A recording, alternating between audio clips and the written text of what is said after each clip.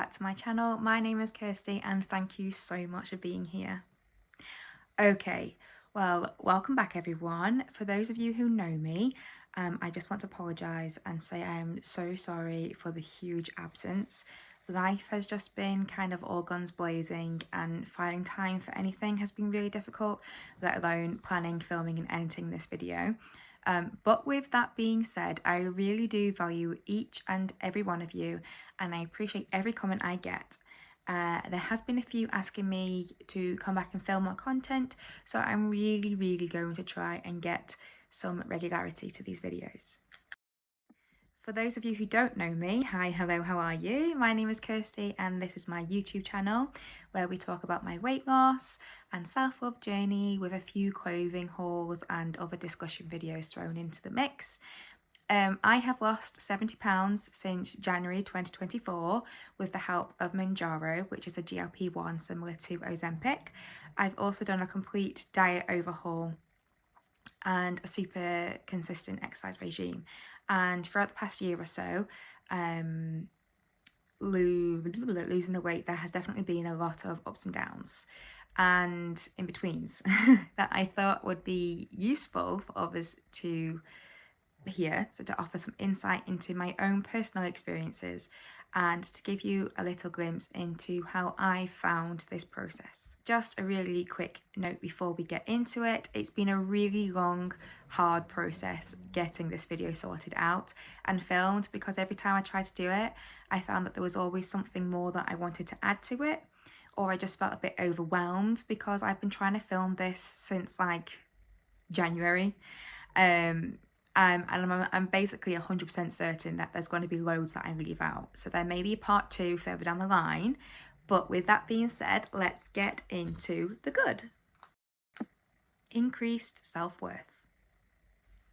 Since losing the 70 pounds, I have definitely noticed a difference in how I feel about myself in quite a few different ways, which I feel all come under increased feelings of self-worth. So, for example, I discovered that I like to have my nails done and my skincare routine is now really super important to me, whereas before I didn't really care how I looked. And I think that may be because I didn't really see myself as worth seeing, and therefore I just assumed that no one was noticing me anyway. So there was no need to really bother. I just need to have a really quick drink. How cute is this? I've got a clear whey protein, cherry flavour. Anyway, at the same time of this happening, I was also really super highly aware of what people thought of me. So I was in a constant state of, I need to make an effort, but there's literally no point because no one will notice anyway. And it was, looking back, quite demoralising and anxiety inducing, which is really quite sad. Whereas now, I don't take care of myself or, like get myself ready and put makeup on and all of that stuff for the approval of others at all. Like, I really couldn't care less what people think of me. I take care of myself because it makes me personally feel good. It's like a little mini pamper session for me to do my skincare routine for like 15 minutes in the morning and before bed. It's like just a little bit of time just for me. It helps ground me, it helps recharge me, it helps reset me. And I think it's really good for our sense of well-being.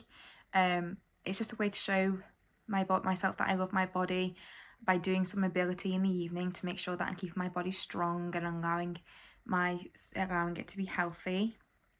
And on the other side of increased self-worth, I've started to allow myself to take up space. And by that I mean I don't let people just walk all over me or talk down to me or make me feel ashamed about anything anymore without voicing how that makes me feel. Whereas before, it's sad, but I didn't have any self-advocacy for myself at all because I didn't have any self-confidence or feel any self-worth. So I would literally just let people insult me to my face and not say anything at all. But that definitely doesn't happen anymore. And I would not let that slide at all. In a way, this is a good thing, but it also makes me feel really sad for past Kirsty, who I didn't support and take care of.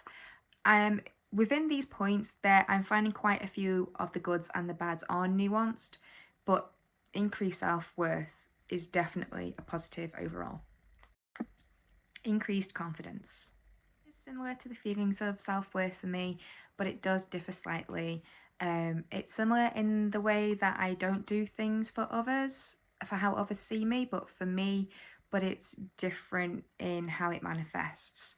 So, for example, I'm no longer embarrassed with how I look and will quite happily wear a bikini or a crop top or shorts, or whereas before I was worried that people would look at me and I think I was fat or ugly or that I had bra bulge or back fat and all those other silly worries that I think we all get.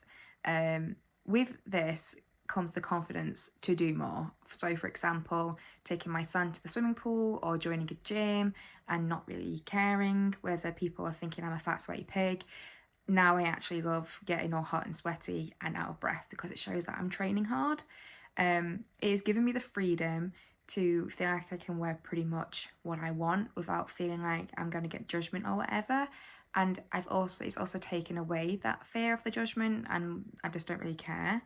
But it honestly makes getting dressed in the morning so much more pleasant and easy, as I'm not having to try on like every single piece of clothing that I own and disregarding it because I felt ugly. Now I go to the drawer, get a top and the trousers or whatever, put them on and off I go. I found that I spend way less time looking in the mirror than I did when I was bigger, because I used to scrutinise like every single angle of my body to try and convince myself that it didn't look the way that it did. And there's honestly so much freedom in not having to care about it anymore, and with that comes more time and increased mental health. This is similar to the feelings of increased physical health.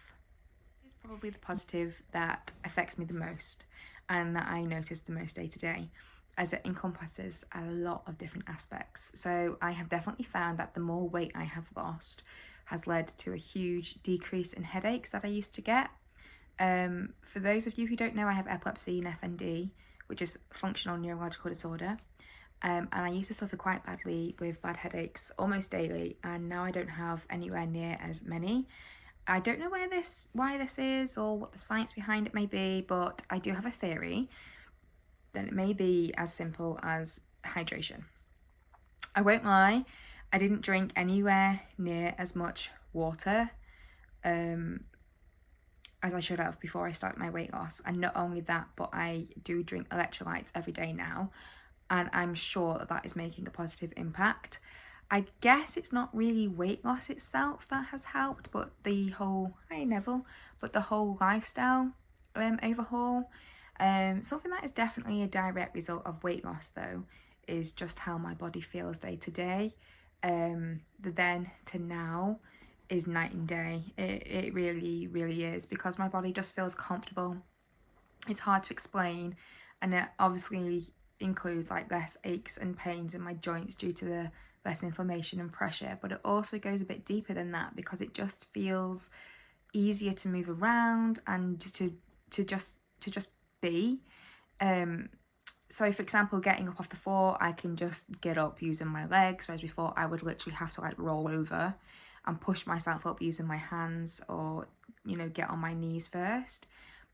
Or if I need to pick something up off the floor, I used to bend over and would end up hurting my back. Whereas now I'm much more able to do like a squat or a split squat and pick something heavy up, just using my legs and glutes rather than my back. And that ultimately leads to less pains overall. With all of this new figure and ability, I'm able to run around and play with my son, or sit on the floor with him comfortably for extended periods of time, or throw him around or carry him when we're out walking as he gets tired. And ultimately, this was my main reason for losing weight in the first place, so that not only could I be a more active, involved mummy, but also to show him all the benefits of being in a healthy, fit body. The bad. Okay, so these are aspects of losing weight that I either didn't expect or I found to be surprising or difficult. Some of them are probably not that serious, and they are absolutely not bad enough for me not to trade them for a healthy body or lifestyle, but I still consider them to be slightly negative. Physical changes are not always positive. So the toll of being in a calorie deficit for essentially a year straight obviously led to a lot of body changes, which were mostly good and positive, but there have been some that I'm finding it quite hard to deal with.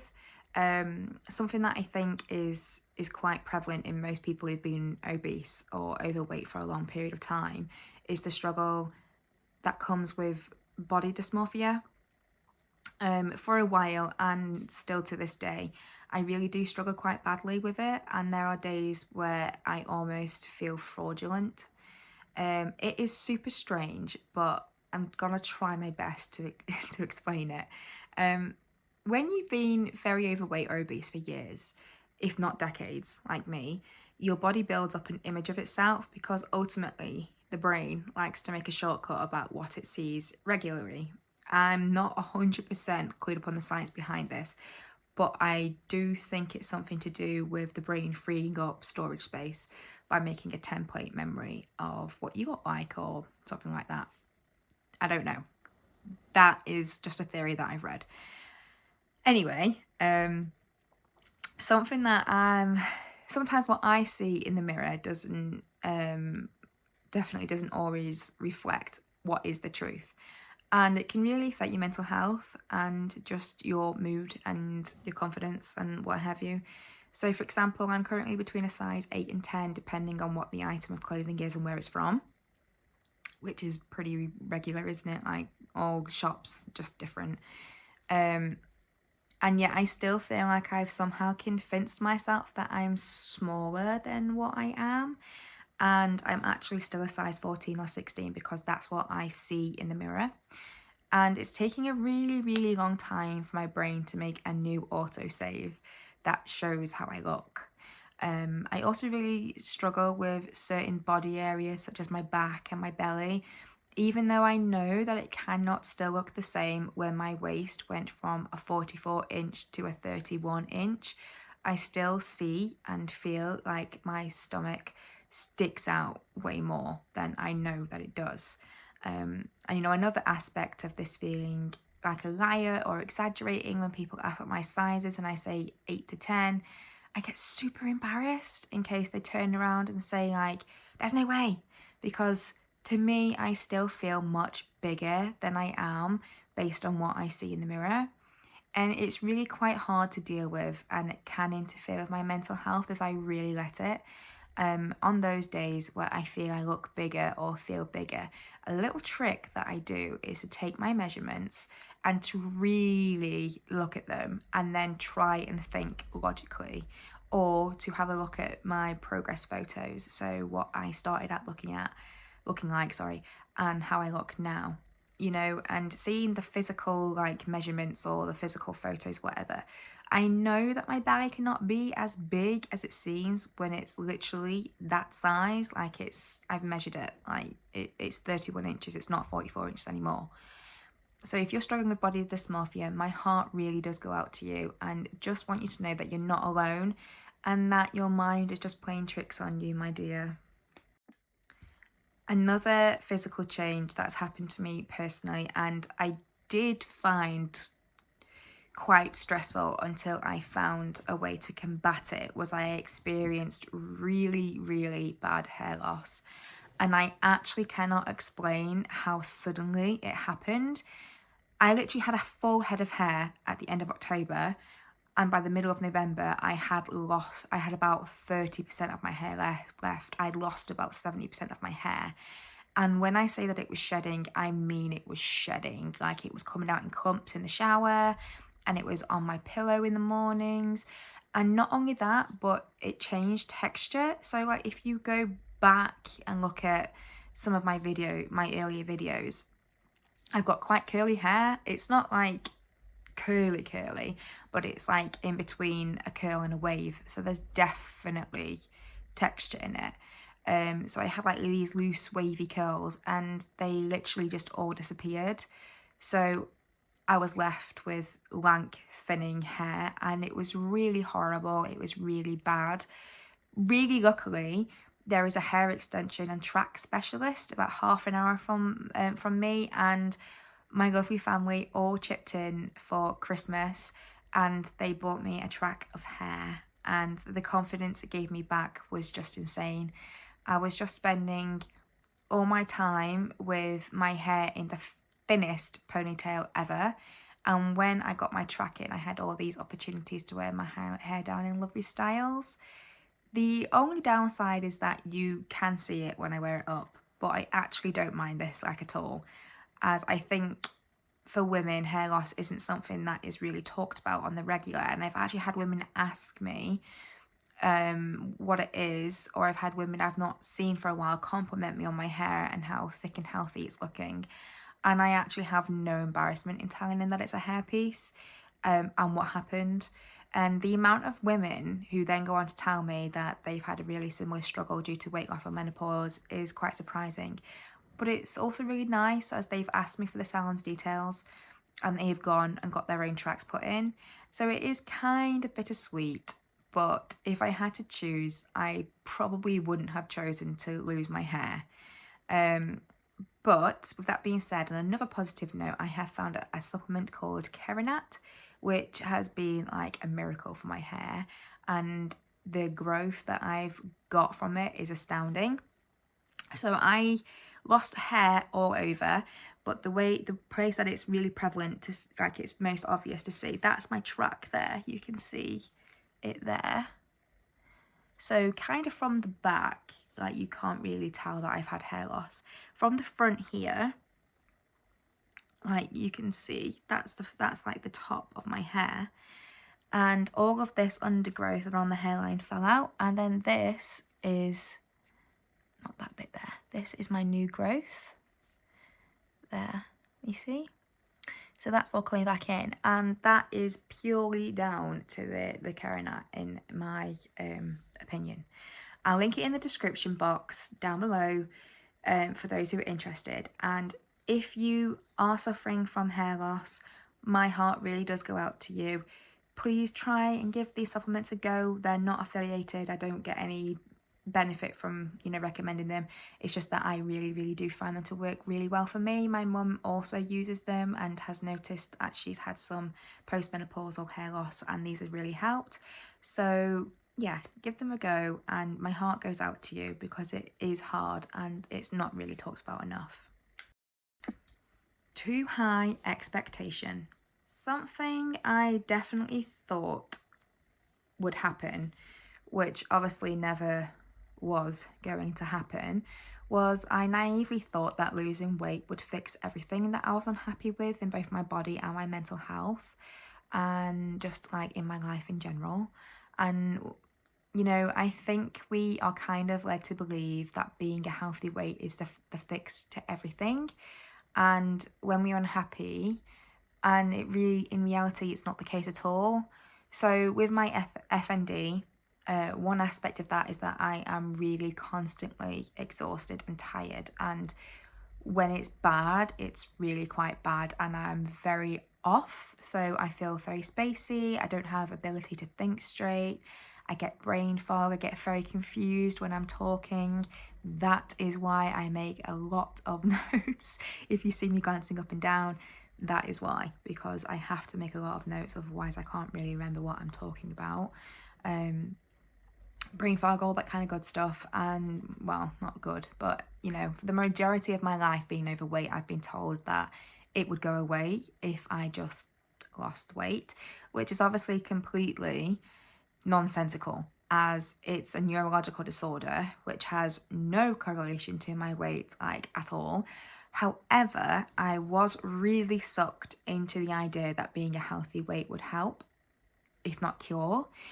And in some senses, I am a lot more active, like doing my exercises and stuff. But in reality, my energy levels are just as depleted as they've always been. And this is something that I feel was a really big disappointment. I kind of set myself up for that one though, because I should have known that there was no correlation between like a neurological disorder and weight loss, but that is what I was told.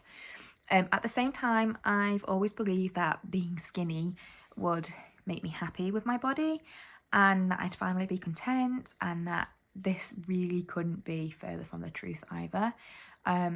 Yes, I am happy on the whole with how my body looks, but there are things such as my body shape that, you know, I'm still very boxy with very little difference between my waist and my hips, and that really does niggle at me. And I think because we are constantly bombarded with like the beauty standards, dissatisfaction, there we go, will always be a thing, as it's very hard, if not borderline impossible, to achieve those kind of bodies unless you're born that way. So no matter how much weight I lose or how much muscle I gain on my glutes, I will never have that gym girly body shape. You know, the ones with the tiny little waist and the big hips and giant arse. Sorry if there's children. It's just not going to happen unless I have some cosmetic enhancement, which A, I can't afford, and B, I don't want. Coming to terms with this can be quite difficult if you've always used an idea of how you will look when you get healthy and when you have lost the weight. If you've always used that as motivation and then that idea doesn't materialize, you almost feel like you've been lied to. And it's something that has taken me some time to get used to. High expectations that don't materialize have been quite disappointing for me. Knowing when to accept yourself. So I've been on Mounjaro since April 2024, and since January 2024 I've lost 70 pounds. And when I say this, it is strange, but it almost feels like it's not really a big deal at this point. And I think the reason for this is because for so long now, I've constantly been in this mindset of losing weight. You know, I'm actively losing the weight. I've been in that mindset for, I'm talking decades. And so it makes it difficult to accept that I am here, I'm on the other side, I've done it, and there's no more weight left to be lost, really. And actually losing 70 pounds is a big deal, and I've achieved what I set out to achieve. So I've been on 10 milligram Mounjaro since around November, and I've maintained my weight of 133 pounds since the end of December. And when I started my goal weight was between 125 and 130. Never in a million years did I think that I would achieve that, but anyway. And on the whole, I am content enough and at a point now where I am wanting to get out of that dieting mindset and really learn to accept that 133 is where I am and where I'm happy and where my body is happy to stay. And it's bizarre because half my brain tells me to lose the final 3 to 8 pounds, and the other half is telling me that my body obviously is happy being 133, as even when I fluctuate, the lowest I've been is 131, but that was following when I was poorly. I tend to either go up from 132 or I tend to go down to 132 or up to 134. But give it a few days and I always come back around to 133.3. That is literally like my baseline now, is 133.3. And yeah, so getting out of the dieting mindset and accepting that this is it, it's not hard, it's just kind of unfamiliar, as I genuinely cannot remember a time where I wasn't trying to lose huge amounts of weight. And I know that I could go up to 12.5 milligram and try to lose a little bit more, but I find myself questioning why I would do that, as my diet and exercise routine is obviously working really well to maintain my weight, and I haven't gone above 134 since November, and not being actively restricting my calories is enabling my hair to grow back, for example, which is a big plus. Yeah, so I think I'd rather keep my hair than lose 8 more pounds. But I suppose what I'm really trying to tell myself is that this isn't a plateau, but that this is end game and this is it. And like I say, it just feels really unfamiliar, as I've never really attempted to accept myself. As you know, like when I was bigger, I would always say I'm happy as I am, but at the same time I was always still trying to change myself. And it's strange to be at a point where I am happy as I am and not still trying to change. So I've been on my... Hey Mish, if you need to trip chat through the living room, go and do it now.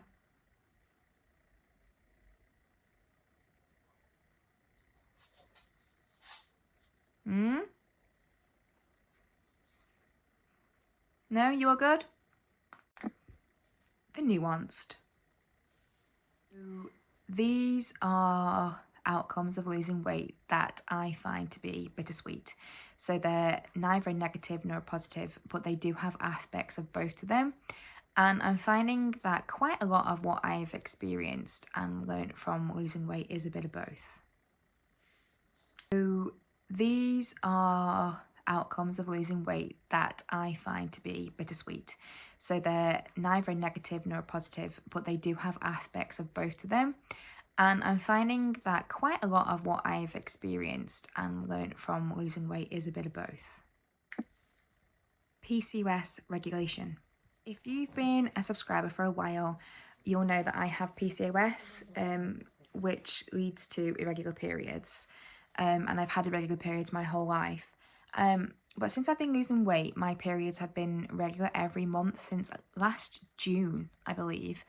And while this is a good thing on the whole, as it shows that my general health is good and has improved, and that my hormones are more regulated, with that has come a really kind of, it's not bad, but a negative downside is that I've discovered that I have something called PMDD, which is premenstrual dysphoric disorder. And this means that the 10 days or so following ovulation, right up to around 4 days before my period, my emotions and my behaviour are really, really hard to remain in control of. And it does sound like really super dramatic, and if I hadn't heard of it or experienced it and someone was telling me, I'd be like, come on girl, like, it's just PMS. But it's really bad. You know, like, it does sound really dramatic, but the second I have finished ovulating, my mental health takes a major nosedive, and I do go into a very dark place. I become really quite hostile and irritated, and it definitely is outside of the realms of normal PMS.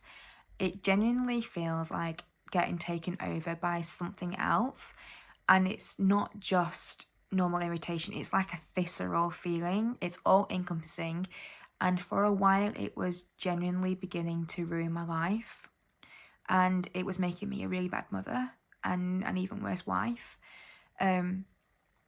It was really, really hard, and I did do some research on it once I kind of figured out and connected the dots, and there was a really good podcast, which I will link down below, that really made me feel like I wasn't alone, or you know, that I wasn't making it up or exaggerating.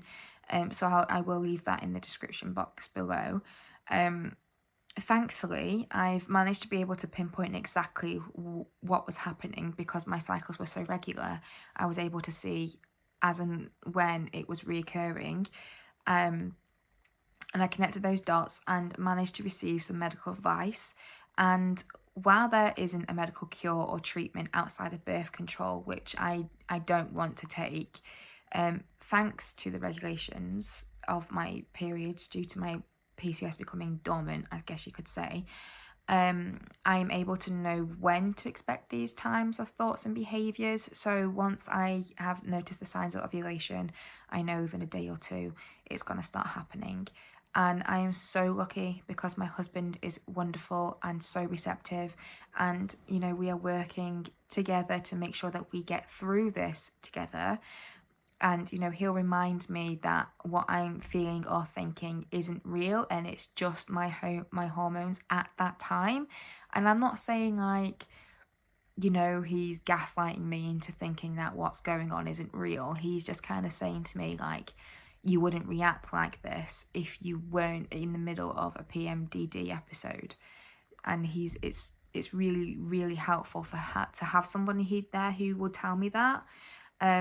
I'm also keeping a really close eye on my fertility tracker app so that I can prepare myself by making sure that I've not got too much going on socially at that time, so that I can retreat and take care of myself when I need to. So my PCOS regulating has been a good thing on the whole, because it means that my body is healthier now and my hormones are regulated, but at the same time it also means that I do get PMDD every month, which isn't really so good. People being nicer. One is definitely nuanced, as while it is nice to have people smile at me and say hello or engage in a conversation with me, it does make me feel really sad for overweight Kirsty, who was just as nice and pleasant and receptive as today's Kirsty. And it is just such a shame that people only really give you the time of day when you look a certain way. And this goes way deeper than just the general population. When I say that obesity bias is a thing, please believe me, as somebody who has been obese and is now a healthy weight, a healthy BMI, it is definitely a thing.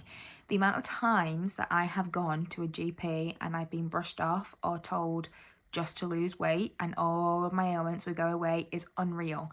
And then being on the other side of weight loss, and lo and behold, it's not healed itself magically since I've lost weight.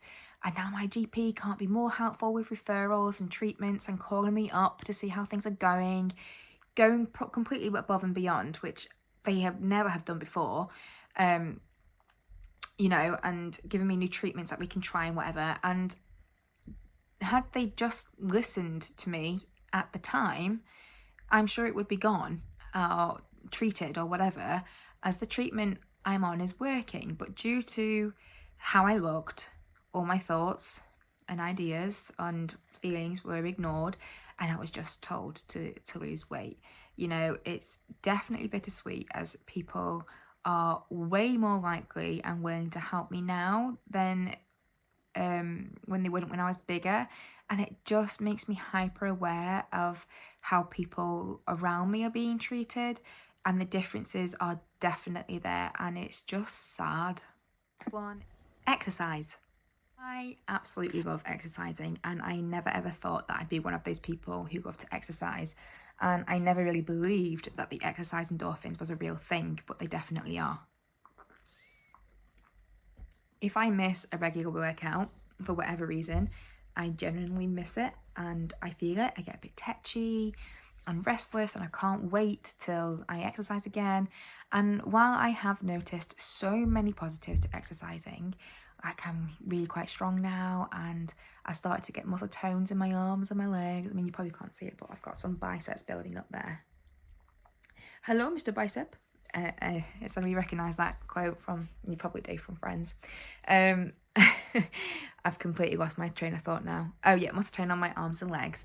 It does take quite a big chunk out of my day, and so for me, for example, I exercise a minimum of an hour and a half, 5 to 6 days a week, which is fine. But the issue with this is that I currently exercise from home with dumbbells and things like that. But my 3-year-old, God love him, climbs all over me and makes it really hard to do at home. And so to combat this, my husband, who is brilliant, will quite often take him out for a walk or something so that I can get it done. And while I do appreciate it, you know, at the same time, I'm constantly aware that I'm missing out on quality family time with my son and husband.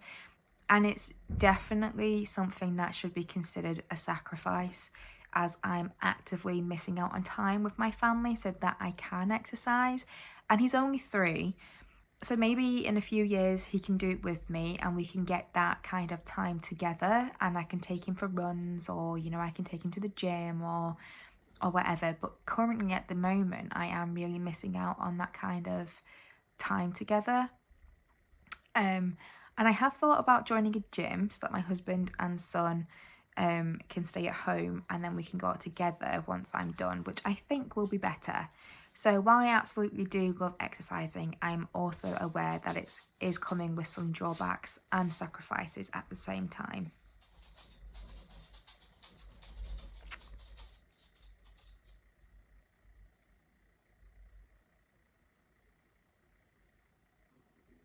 I know, Nev, I know. Needing new clothes all the time. This one is a bit silly, but it's genuinely quite irritating when I think about it. So I went from a size 18, 20 to a size 8 to 10, and during that process I bought some new clothes when I got to a size 12 to 14 because I was able to wear my bigger clothes for a while.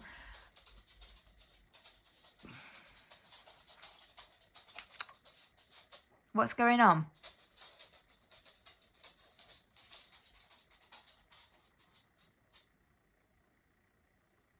We good? We good. Sorry. That's Hamish. Where was I? Oh yeah. Bigger clothes for a while. But then I needed to downsize at some point as everything was either kind of like falling off me or falling down off me. So I bought a pair of shorts and jeans last August in a size 12, I think. I think the jeans may even have been in a size 10. Yeah, I think the jeans were in a size 10 and I think the shorts were in a size 12. And by November, they were too big. And I was a size 8. Sorry, Hamish just completely disrupted my train of thought here. Just give me a sec. It's the FND. Yeah, so I was a size 8 to 10, and it's quite weird being a size 8 to 10 because never in my wildest dreams did I think that I would get to this size, and so I did buy quite a few pieces last summer in a size 12 because all my size 18 summer clothes were too big. Well, summer is now rolling around again and none of those size 12 clothes fit me. So I now need to buy a whole new summer wardrobe again. This time around, I'm trying to prioritise charity shops and Vinted rather than buying new, as although I know I'm probably / hopefully going to stay at this size for a while, I don't want to buy new clothes as it just kind of feels a bit frivolous, especially if I'm only going to be able to wear it for a season. So while it is nice being able to fit in smaller sizes, it was nice buying new clothes, but I could only wear them for the one season, which is a shame because some of them were really, really cute too. Loose skin. This one I did expect, and while it doesn't really bother me that much, I am still aware of it and it does dictate what I'll wear. So I figured that I would include it in the nuanced section. On one hand, I'm happy that there is loose skin as it shows me where I've been and where I am today, and you know, it's kind of like, yeah, I've got loose skin, but that's all right. And I'd absolutely trade it any day from being overweight for a bit of loose skin. It can be a bit unsightly, especially on my thighs when I'm wearing gym shorts. So I'm constantly feeling the need to pull them down. My breasts are definitely saggy. They are definitely in the saggy category now, but they look fine in a bra.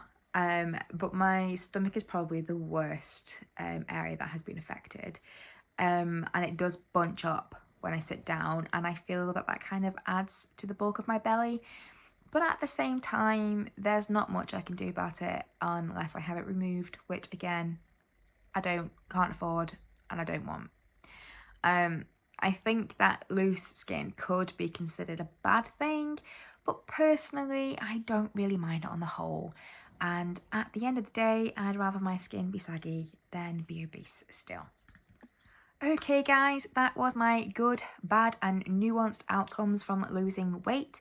What do you think? Are there any that you agree with, or do you have any of your own that I didn't mention? If you do, please leave them in the comments down below, as I love reading your stories and opinions. So please, please, please, please, please do leave me a comment. I do try to reply to as many comments as I can, as I really do love engaging with you all.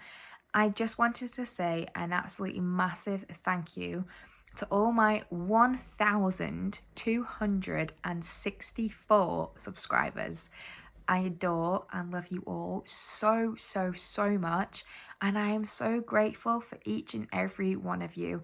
I really am going to try my absolute hardest to get uploading in a more regular schedule, as I do have quite a few ideas for future videos. Okay, I'm going to sign off now. Thank you so much for being here. If you enjoy my content, please consider liking and subscribing. I'd be overjoyed to have you as part of my little YouTube family. Enjoy the rest of your day, the rest of your week, the rest of your month. Take this time, make it yours, make it count, and remember to thrive, not just survive. I love you all so very much. Thank you for being here with me today, and until next time, take care and bye-bye for now. Bye.